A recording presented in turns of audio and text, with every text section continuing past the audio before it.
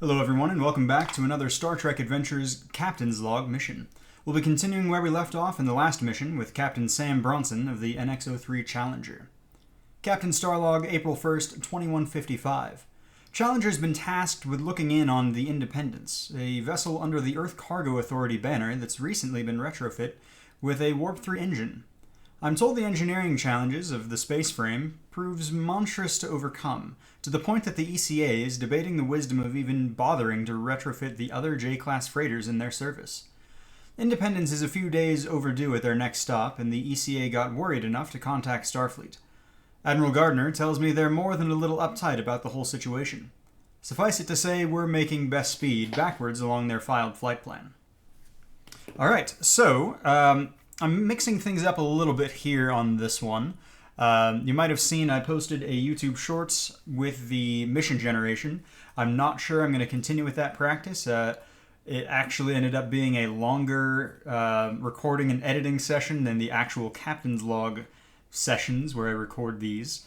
So I may or may not continue that in the future. Every now and again, I'm sure I will. But if you saw that, you will also know that the opening encounter for this mission is to be the unmanned attack satellites open fire as they guard a station left over from a previous conflict. I'm tweaking that a little bit. We're not actually going to use that as our opening encounter, but we're going to have it be a key point as we get to the location where the Independence has ended up. So we're going to go ahead and start out right off first task as we try and have the crew of the Challenger try and locate, scan for the Independence. In this case, because Captain Bronson is, or was rather, a former science officer, former first officer on the NX-02 Columbia, we're going to have him go ahead and be analyzing the data on his own as well from his ready room. I imagine that this is something that he does with some frequency. It's one of the reasons why I don't anticipate seeing Lieutenant Matthews participate as much in the story as if Bronson were from some sort of different background. Alright, so let's go ahead and roll. We're going to go ahead and start out with a Reason Science test. This will be a difficulty, single difficulty, target number 15. Let's go ahead and roll our blue dice. That is 2 successes. We rolled a 3 and a 15. No focuses come into play, but that doesn't matter anyways. So momentum generated. I still need to find a better... I know I've got better momentum trackers around here somewhere. Actually, I just saw them. I'll be right back.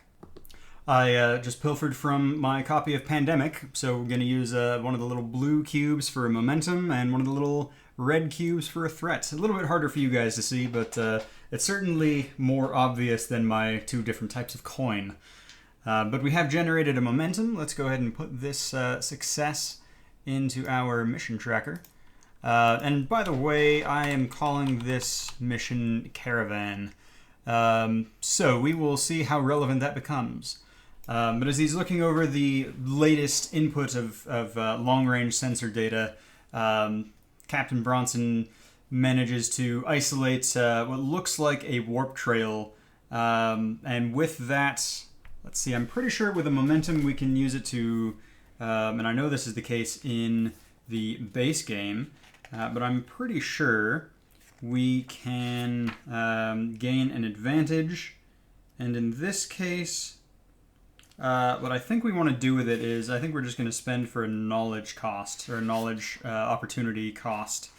And we will see that he gets a little bit of extra information. No use to not spend it.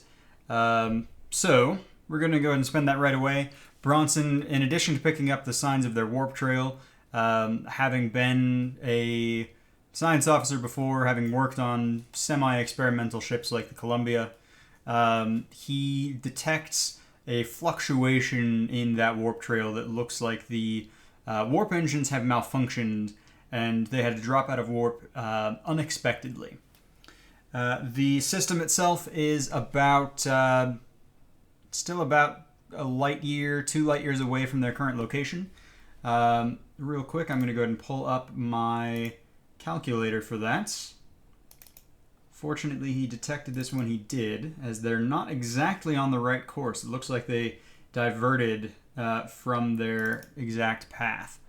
So let's go ahead and jump to this warp calculator version. Here we go. Let's go ahead and find the travel time. Distance in light year, I think we'll go 1.4 light years. Why not? Warp factor, they're going maximum warp, I said, so warp factor 5. We'll go, I don't think there's any reason for them to be going faster than normal, or slower for that matter. Okay, at warp 5, that's still quite a journey. Yeah, so it's about at 1.4 light years off their current course, and they will have to divert a ways. So finding it now did save them some time. Good to know. All right, so as the days go on, we would probably see Captain Bronson looking through the personnel files that the ECA sent over. He would, kind of take a look at the captain, the makeup of the crew. They seem to be a very experienced ship. They've been undergoing this retrofit for the last 6 months or so, and it looks like the Earth Cargo Authority gave this prototype engine to the most experienced and arguably most reliable captain in their under their banner. And as I recall from the couple of Enterprise episodes that dealt with the Earth Cargo Authority, it's not like they own the ships, but they are the larger conglomeration that deals with the kind of the logistics. The captains own their ships, as I recall. I might be wrong there, but so anyways, we cut to then. We'll show a shot as the Challenger drops out of warp in a star system. I didn't generate this star system already, but we'll go ahead and say it's a smaller star, maybe a brown dwarf, one of the larger size brown dwarfs. So not even really going through proper fusion, just doing, I think it's the tritium fusion, it's hydrogen to deuterium that it does. So it's not even able to fuse up to helium. But what that means is we've got a central brown dwarf star and something like a tenth the distance from the Earth to the Sun, we have a planet. So we're looking at around 15 million kilometers away from the central star, and its orbit period, I don't want to do the math in my head, but period is something like I think it's cubic. Anyways, yeah, so they drop out of warp, and we see this planet. There's a healthy amount of radiation in the system. Brown dwarfs, I believe, kick off a bit of radiation. They're incredibly faint, so it's not high energy radiation, which is one major benefit, but they're getting some exotic types.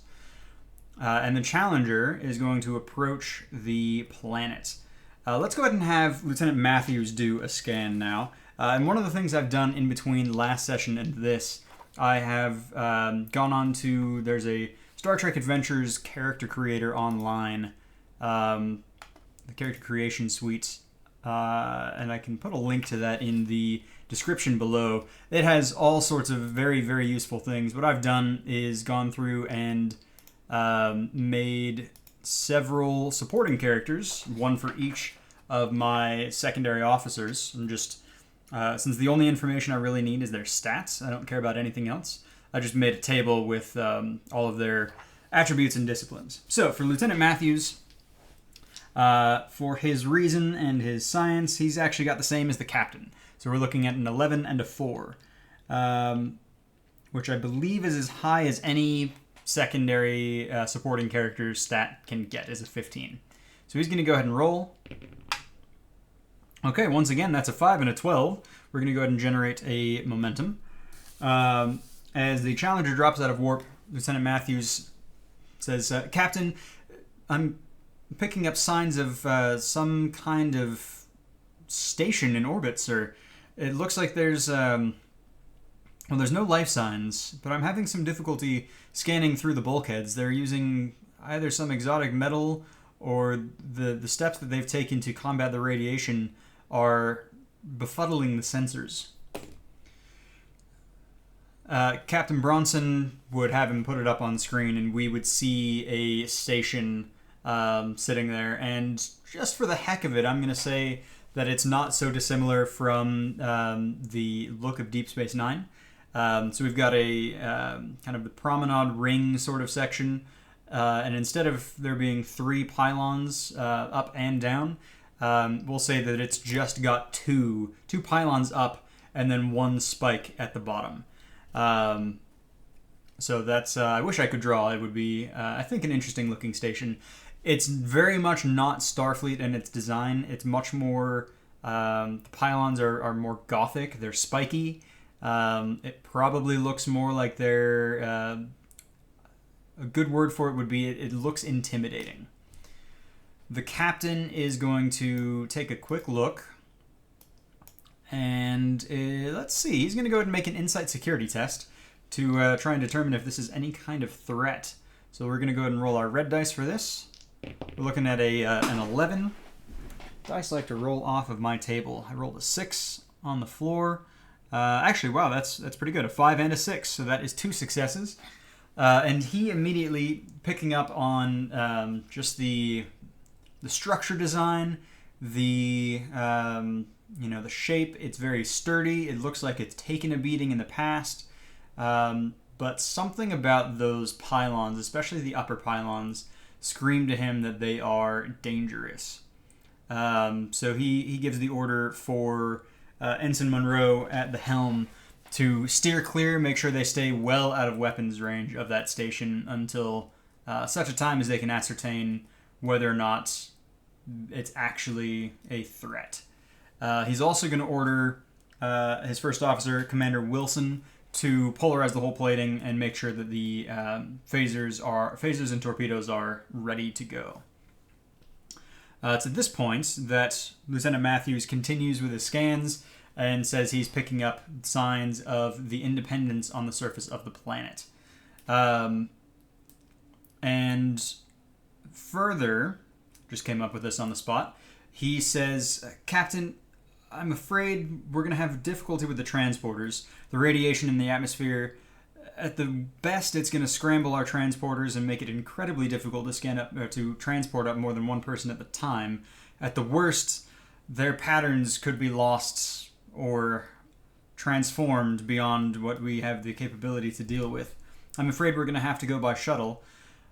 And I'm afraid it looks like whoever lived here before, there's no sign of them now, but there's I guess you could call it a corridor.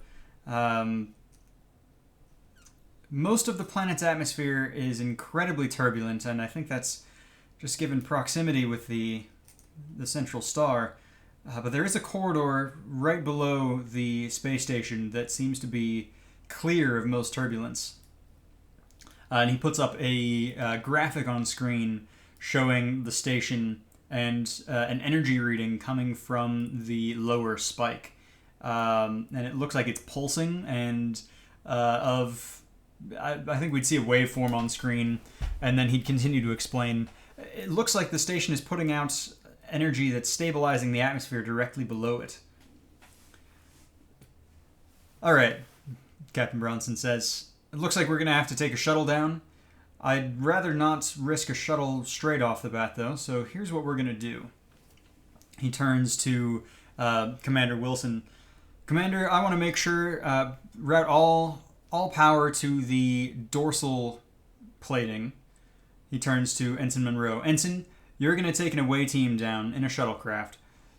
We're going to fly the Challenger past the station. You're going to drop the shuttle out of its belly and gun it for the surface. If all goes well, we'll be able to pick you up in short order in the reverse of that scenario. We'll have to time it well, but that's the plan.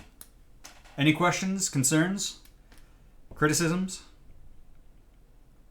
He looks around the bridge, and we already see that Commander Wilson is kind of tapping at a few buttons on her panel in front of her. Ensign Monroe looks a little nervous as she kind of contemplates this shuttle launch. And after a moment, Bronson continues, "All right, Ensign, you're with me." And he's going to kind of walk over to the turbo lift, tap on a panel. And again, I need to find a nice button press sound. But he's going to tap on the panel and say, "Bronson to Dr. Kieran, if you would join us in the shuttle bay, please." And then he'll tap again. "Bronson to Major Lambert, we'd like you and a couple of your Makos to join us in the shuttle bay, please." And then he and the ensign enter the turbo lift and make their way down. Okay, so we're going to get into our next task. We're going to see Ensign Monroe in the shuttle's cockpit. And for the most part, what the Challenger is doing is easy. They're just flying basically at probably half impulse past this space station and opening the launch bay and ejecting the shuttle. What Ensign Monroe has to do is a lot trickier.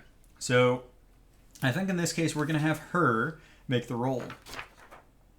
And in this case it's going to be a daring con test. So a 10 and a 4 for a 14 total.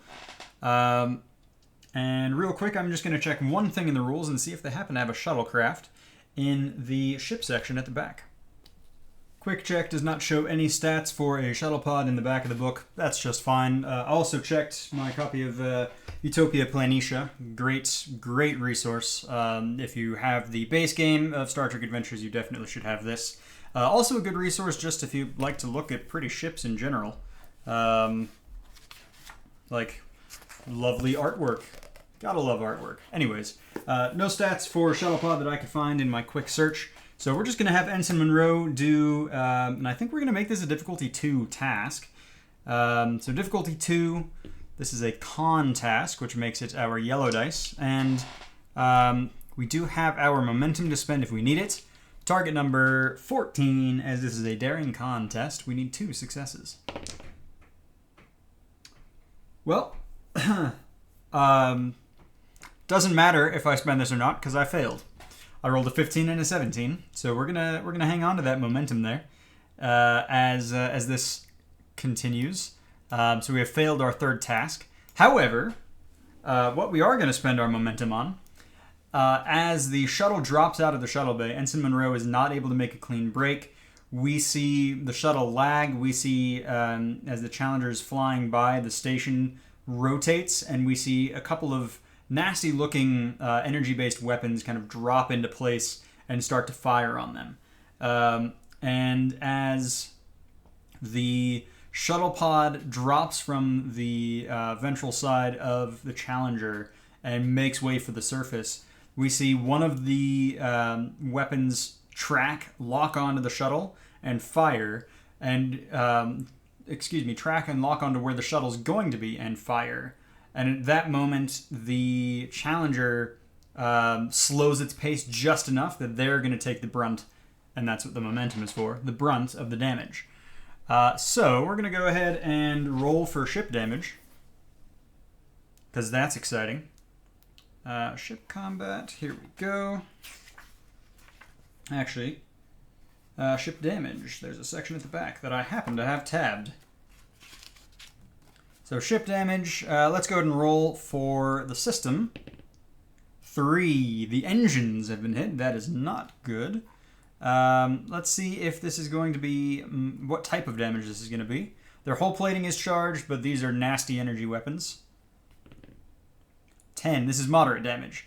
So in the case of moderate damage, we're talking minor hull breach, EPS grid overloaded, subspace field disabled, minor repair. Awesome. And in the case of engines, let's go ahead and roll for the moderate damage. Okay, they've got a minor hull breach. Actually, you know what? Let's just make it that the shot lands on one of the nacelles and the subspace field has been disabled, and they're going to need to repair it before they can go to warp. I don't think that's going to affect the ship too much, as they're not necessarily planning on going to warp soon. But that was our first task there. And I think we're going to get to a next task. Actually, that was our third task. Or was it our fourth? Give me a moment, I gotta remember. That was our third, and if I'm wrong, I'm wrong. Third task failure. I think for our fourth task, we're gonna have the captain try and get the ensign back on track. As the station is still tracking them, trying to target them, he's gonna go ahead and give a presence... yeah, this is just a straight-up presence command test. As he tries to get the ensign... focus ensign, you can do this. Now you're just working on atmospheric flying. Try and get us into that turbulence, and I don't think the station's going to be able to track us from there. So we have, before I even look at the results, presence command is a 16. I think we're still just looking at difficulty 1. I did roll 2 successes, a 13 and a 14, so we will generate a momentum. And we've got a success. And with that, Shuttle Pod 1 manages to slip into the turbulent atmosphere and out of direct line of fire of the station. Ensign Monroe kind of loops around, and we see them very quickly, as a matter of fact, in the manner of like 10 to 15 seconds, we see a shot as the shuttle pod kind of rises over a small mountain, large hill, however you want to think about it, and we see the still slightly smoldering wreckage of the Independence, the J-class freighter.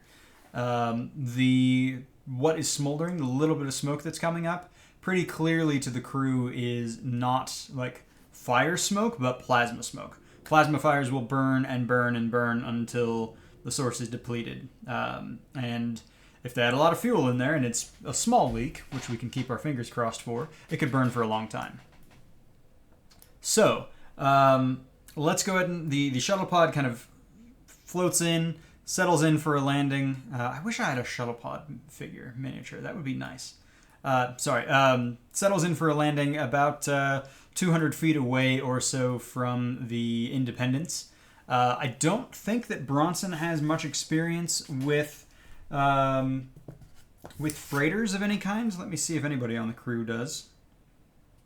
I don't think so. Just looking at my cheat sheet. I think they're all from Earth to an extent. So, they're going to head towards the kind of front docking hatch and are going to try and board the ship that way. It looks to still be locked, and I think at this point we're going to have the captain, who's acting as the science officer on this mission. He kind of gestures for Major Lambert and her Makos to step to the side. Dr. Kieran kind of standing at the back of the pack, scanning the horizon. And the captain will step forward, take out his tricorder, and try to get through the main door.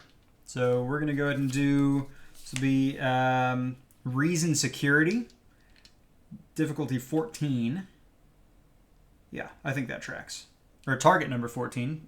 Yeah, target number 14. Let's go. 12 and a 9. Awesome. So we will be able to hold on to our momentum until the next act. The captain kind of punches a few buttons on the tricorder. The doors slide open, and we see standing there about 3 very ragged-looking humans, all holding, I guess they'd be EM rifles, which same kind of rifle we see in the beginning of Broken Bow, the Enterprise pilot. The Oklahoma Farmer, that type of rifle is what these boomers are wielding and gesturing kind of violently at the Challenger crew. With that, we're going to go ahead and close out Act 1 here. We will be continuing in the next episode with Act 2 of Barrage. That title card's been wrong this whole thing. With Act 1 of Caravan. Apologies, work phone call. Yeah, so we'll continue with Act 2 of Caravan in the next episode. Until then, I hope you all have enjoyed. Leave a comment with things you might have done differently and maybe where you expect things might go, and we'll see how accurate you are as we progress through this mission. Until next time, live long and prosper.